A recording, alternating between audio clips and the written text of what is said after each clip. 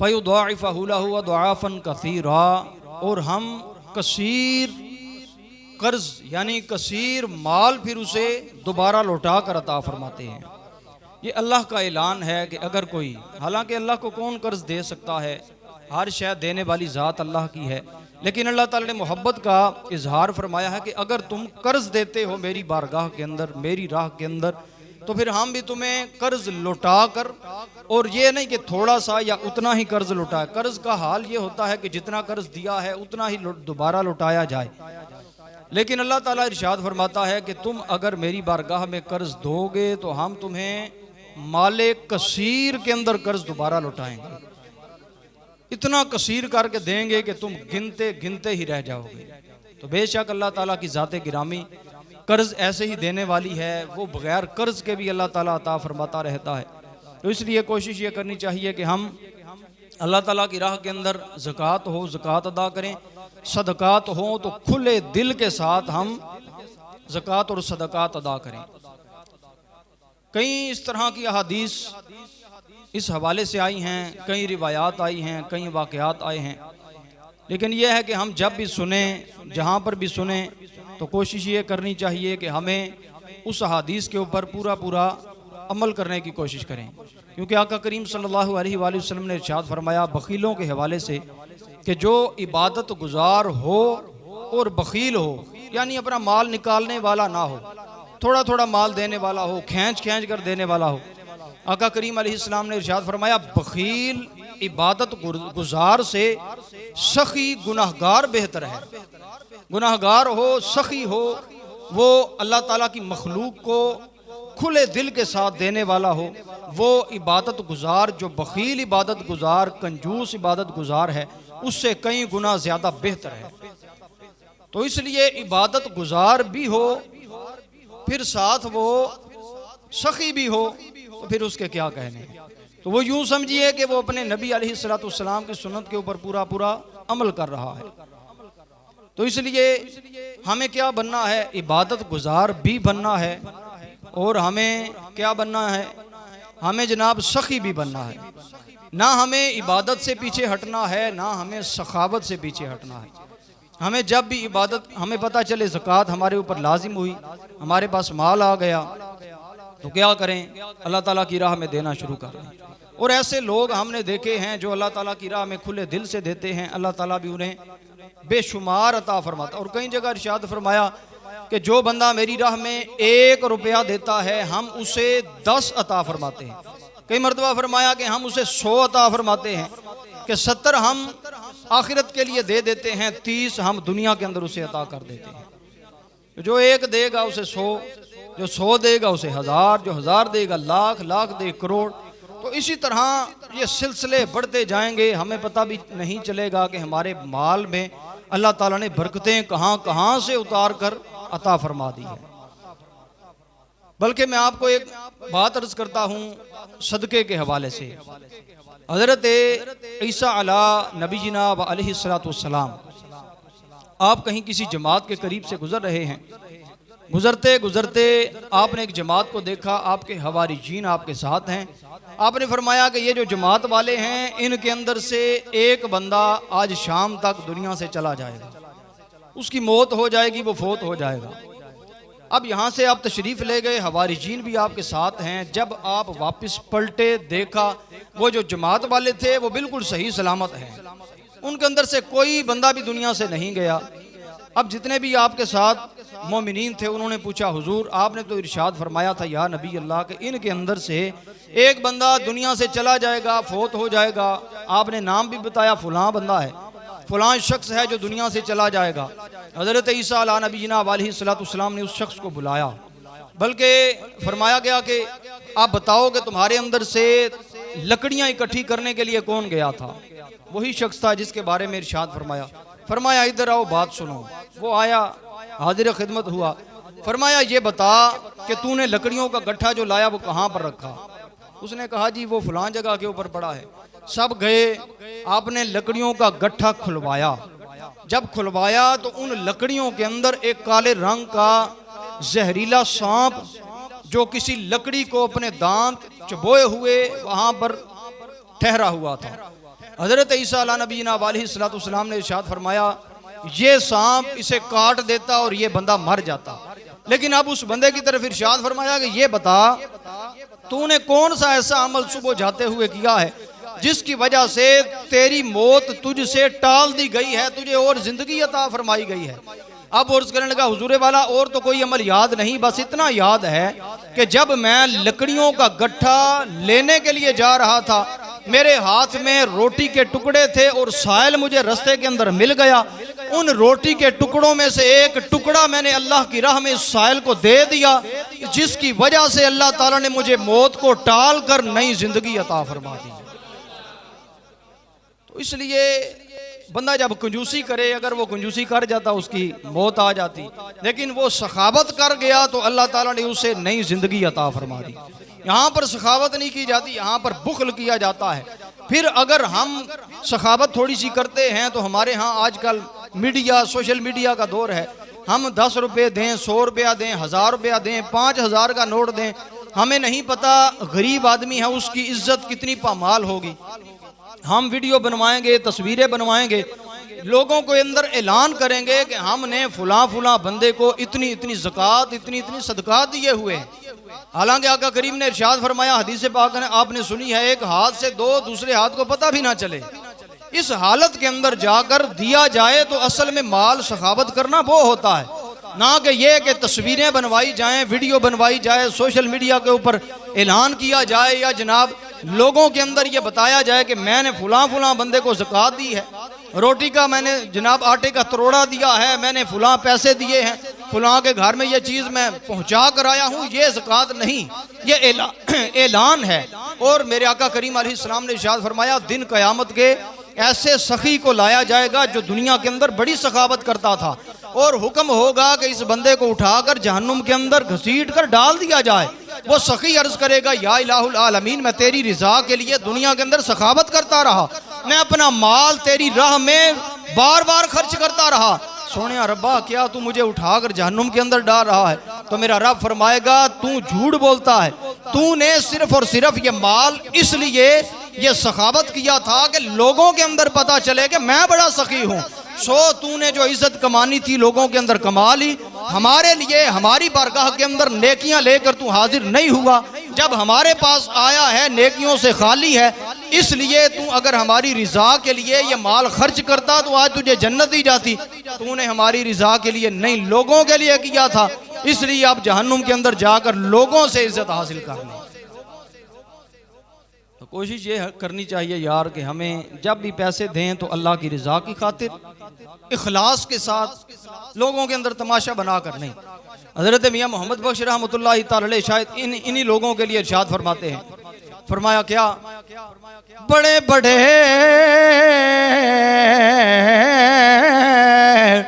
शाहज़ोर बहादुर दुनिया अंदर आए, जद नकारा मौत दा वजया हेठ गबर दे आए, ते ना कर बंदे मेरी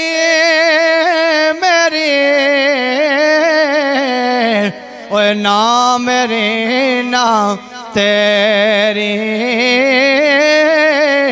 जिस दा माल उसे ले जाना, तेनू एवें हुरस बतेरी, जिस दा माल उसे ले जाना, तेनू एवें हुरस बतेरी। मेरे मुस्तफ़ा करीम के में किस तरह मेरे आका करीम सखावत के दरिया बहाने वाले हैं, इसलिए आपने बार बार इरशाद फरमाया, अल्लाह की राह में सखावत करो। मेरे मुस्तफ़ा करीम किसी गज़वा के बाद माले गनीमत के अंदर 1000 बकरी माले गनीमत के अंदर मेरे मुस्तफ़ा करीम के हिस्से के अंदर आई। मेरे मुस्तफ़ा करीम लेकर खिरामा खिरामा 1000 बकरी को लिए जा रहे हैं। अचानक एक काफिर करीबी बस्ती का काफिर मिल गया। मिल के कहने लगा, ओ मोहम्मद, आज तो बड़े अमीर हो गए हो, आज तो तेरे पास बड़ा माल आ गया है, तेरे पास बड़ी बकरियां आ गई हैं। या मोहम्मद, आज तो बड़ा अमीर हो गया है।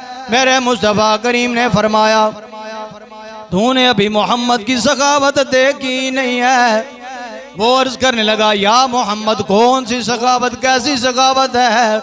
मेरे मुस्तफ़ा करीम ने इरशाद फरमाया, ओ तूने अभी हमारी अमीरी को देखा ही नहीं है, हमारी सखावत को देखा ही नहीं है। वो अर्ज करने लगा, जनाब कैसी सखावत, कैसी अमीरी? मेरे आका करीम ने इरशाद फरमाया, ओ मोहम्मद की अमीरी और सखावत ये नहीं है कि 1000 बकरी को लेकर अपने घर की तरफ चला जाए, बल्कि मोहम्मद की सखावत और अमीरी तो इसको कहते हैं वो जो 1000 बकरी मेरी मलकियत के अंदर है, मोहम्मद ये ऐलान पे करता है, वो जाए 1000 बकरी मोहम्मद ने तेनू अता फरमा दी।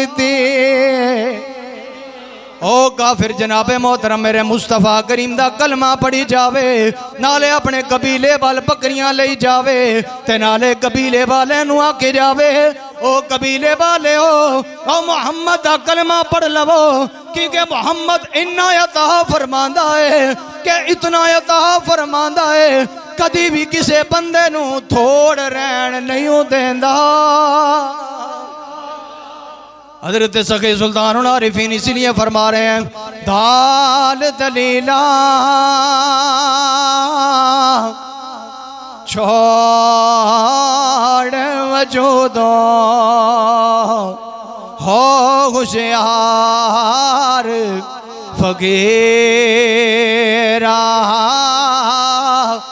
हो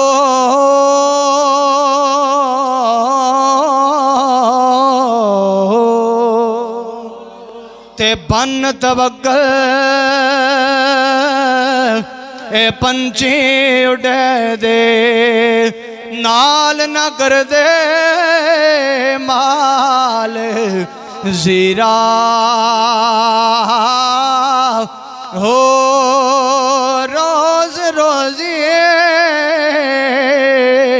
उड़ खान हमेशा नहीं कर दे नाल ज़ख़ीरा हो मौला खर्च पहुँचावे बागो जो पत्थर विच केड़ा हो।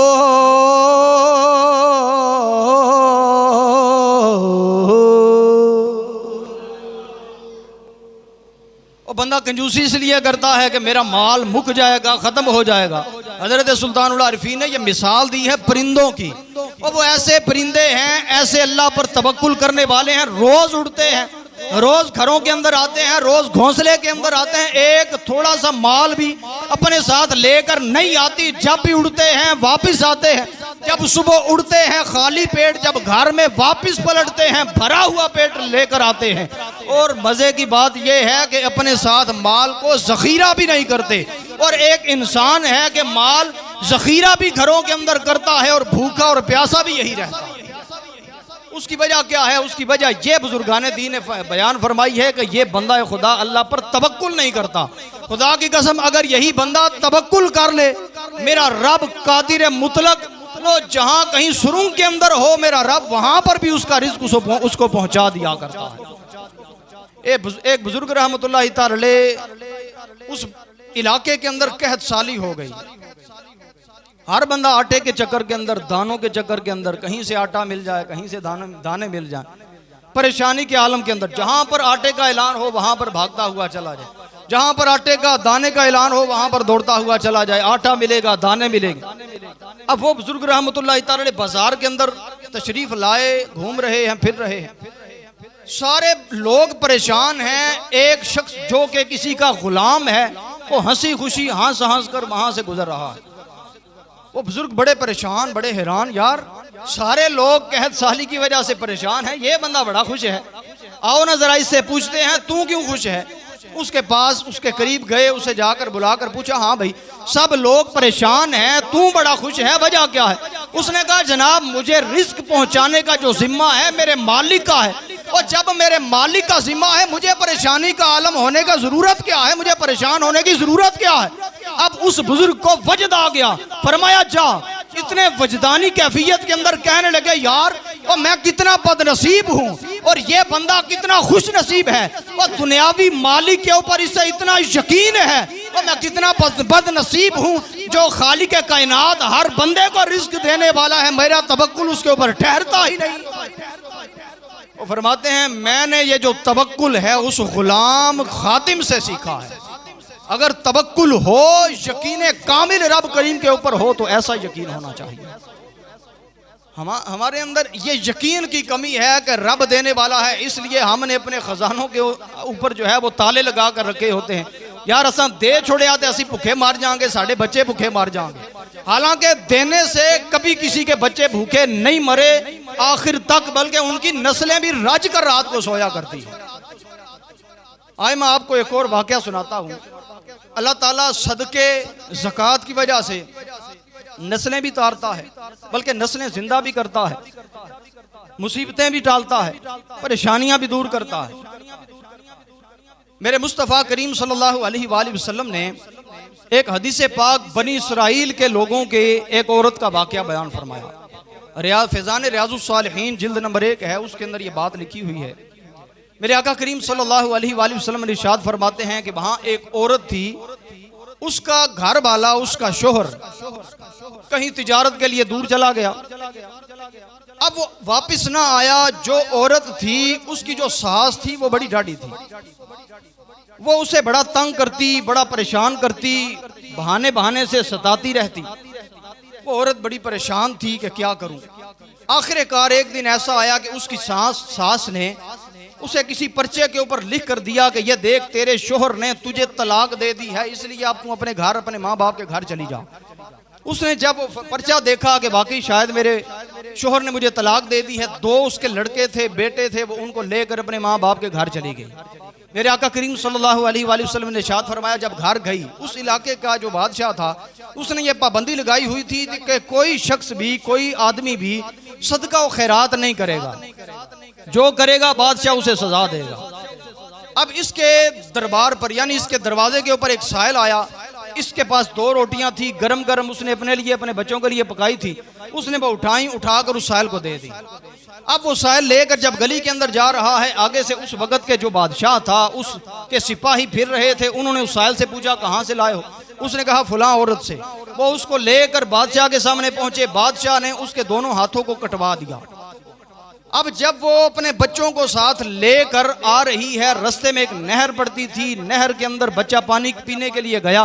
वो बच्चा अचानक पांव फिसला, उसका बच्चा डूबा। दूसरा बच्चा उसे बचाने के लिए गया, वो भी डूब कर मर गया। दोनों बच्चे भी दुनिया से चले गए, हाथ भी कट गए। शोहर ने भी तलाक दी हुई है, यानी कि ऐलान ये है कि तलाक दी हुई है। बेवा अपने आप को समझ रही है, घर से बेघर हो गई। अब उसकी परेशानी का आलम आप समझ सकते हैं। मेरे आका करीम सल्लल्लाहु अलैहि वसल्लम ने इरशाद फरमाया अल्लाह ताला को उसका इम्तिहान ये जो है लेना था, उस इम्तिहान के अंदर वो सब्र भी करती रही, शुक्र भी करती रही और सदका भी करती रही। अल्लाह ताला ने फिर फरिश्तों को भेजा। फरिश्ता उसके सामने आया इंसानी शक्ल के अंदर, सारा हाल अहवाल पूछा। उसने कहा ना पूछ मेरे ऊपर क्या गुजरी। उसने कहा नहीं बताओ मसला क्या है, मैं तेरा मसला हल कर सकता हूँ। उसने बताया। उसने क्या किया, वो जो हाथ थे कटे हुए उसके बाजू के साथ रख कर उसने कुछ पढ़ा। अल्लाह ताला के हुक्म से उसके हाथों को अल्लाह ताला ने बिल्कुल दुरुस्त फरमा दिया। फिर फरमाया तेरे 2 बच्चे। वही शख्स वहां पर दरिया के किनारे गया, उन 2 बच्चों को उठा कर लाया, उनको जिंदा करके उस औरत के सामने लाकर खड़ा कर दिया और कहा कि तुझे तेरी सास ने गलत खबर दी थी कि तेरे शोहर ने तुझे तलाक दी, तुझे तलाक कोई नहीं दी, उसने झूठ गढ़ा था। अरे चली जा, अब तुझे रब करीम की तरफ से यह खुशखबरी है, तेरी सास भी मर गई है, तेरा शोहर भी आ गया है। अरे जा, वो 2 रोटियों का जो सदका तूने किया था उसके सदके तुझे घर भी मुबारक, तुझे बेटे भी मुबारक, तुझे हाथ भी अल्लाह ताला की तरफ से मुबारक। ये अल्लाह ताला 2 रोटियों का सदका अता फरमा रहा है। यार सोचो तो सही, अगर कोई 2 रोटियों का सदका रब इतना अता फरमा सकता है, वो अभी सदका ज़कात नहीं, ये नफली सदका उसने 2 रोटियां दी, अल्लाह इतना अता फरमाए। तो जो ज़कात भी दे, सदके भी दे यार, और हो भी वो मोहम्मद मुस्तफ़ा की उम्मत से, तो फिर अल्लाह ताला उसको कितना कितना अता फरमाएगा यार। अल्लाह ताला हमें आका करीम की सुन्नत पर अमल करने की तौफीक अता फरमाए। आखिर में कुछ शरई मसाइल आपके सामने ज़कात के हवाले से अर्ज कर देता हूँ। सवाल ये है कि मकान या दुकान किराया पर लेने की सूरत में मालिक मकान या दुकान को कुछ रकम बतौर सिक्योरिटी दी जाती है, और उस वक़्त ये रकम वापस ले सकता है जब मकान और दुकान खाली कर दे। दरमियान में लेने का इख्तियार नहीं, जितनी रकम दी इतनी वापस मिल जाती है। अब जो सिक्योरिटी के तौर पर हमने किसी को रकम दी, ये ज्यादा रकम की बात हो रही है। अब उसका जवाब ये है कि वो जो रकम सिक्योरिटी के तौर पर किसी बंदे ने किसी मालिक को दी, दुकान ली या मकान किराए के ऊपर लिया, अब जो सिक्योरिटी की रकम का हुक्म है, उसका सवाल ये पूछना चाह रहा है कि उसकी ज़कात मालिक मकान के ऊपर होगी या जिसने किराएदार ने सिक्योरिटी दी है उसके ऊपर होगी। तो ये फतावा रज़विया के अंदर और फतावा फ़िक़्ह मिल्लत के अंदर भी ये बात लिखी है कि ये उसी किरायादार के ऊपर उस सिक्योरिटी की रकम की ज़कात वाजिब होगी, और ये उस वक़्त वाजिब होगी कि जब वो उसका पूरा पूरा माल यानी वो सिक्योरिटी है वो वापस उस किरायादार को पहुंचेगी, या उसका 5वां हिस्सा अगर उसे मिल जाए, फिर भी वो उस 5वें हिस्से से अपने वो सिक्योरिटी के माल की जो है वो ज़कात अल्लाह ताला की बारगाह के अंदर अदा करेगा। दूसरा सवाल ये है कि क्या कुर्बानी के जानवर, हाँ ये होता है कि हम लोग आज के दिनों के अंदर रमज़ान शरीफ से पहले जो है वो कुर्बानी के जानवर ख़रीद लेते हैं, और फिर पूछते हैं कि ये जो कुर्बानी का हमने इतना महंगा जानवर लिया है, क्या इसकी कीमत के ऊपर ये ज़कात होगी या नहीं। तो इसका जवाब ये है कि जो हमने कुर्बानी का जानवर जितना मर्जी महंगा ख़रीदा है, उसकी जो कीमत है उसके ऊपर हमारी कोई ज़कात नहीं होगी, क्योंकि ज़कात जो है वो 3 किस्म के माल के ऊपर है। वो है समन यानी सोना चांदी, या माले तिजारत, या फिर वो चराई के ऊपर दिए हुए जो जानवर होते हैं उनके ऊपर ज़कात वाजिब होती है। इसी तरह तीसरा सवाल है कि उशर से क्या मुराद है और उसका हुक्म क्या है। दिन आ रहे हैं उशर के, ये सुन लीजिए उशर क्या है। ज़मीन से नफ़ा हासिल करने की गर्ज से उगाई जाने वाली शय की पैदावार पर जो ज़कात अदा की जाती है उसे उशर कहा जाता है। इस उशर का हुक्म क्या है। इसका हुक्म नबी पाक सल्लल्लाहु अलैहि वसल्लम ने इरशाद फरमाया कि जो ज़मीनों के अंदर जो हम फल लगाते हैं या हमने गंदम लगाई, इस तरह की जो फल वाली चीज़ें या गंदम वाली चीज़ें हैं इस तरह की हमने लगाई, अगर हम वो जो ज़मीन है उसको बारिश सैराब कर रही है या मुफ्त के अंदर कोई नहर गुजर रही है उससे सैराब हो रही है, तो फिर क्या होगा, हम उस उशर से निस्फ हिस्सा अल्लाह ताला की राह में उशर अदा करेंगे। अगर हमने ट्यूबवेल के जरिए या पैसे देकर पानी उस ज़मीन के अंदर दिलवाया, तो फिर अब उससे जो भी हमें माल हासिल होगा, जो भी हमें नफ़ा हासिल होगा, उससे 20वां हिस्सा हमने उससे उशर हमने अदा अल्लाह ताला की राह के अंदर करना है। तो इसलिए कोशिश करें कि उशर भी अदा करें, ज़कात भी अदा करें। इंशाअल्लाह अल्लाह ताला आपके रिज़्क़ के अंदर, माल के अंदर बरकत अता फरमाएगा। अल्लाह ताला अमल की तौफीक अता फरमाए। वमा अलैना इल्लल बलाग।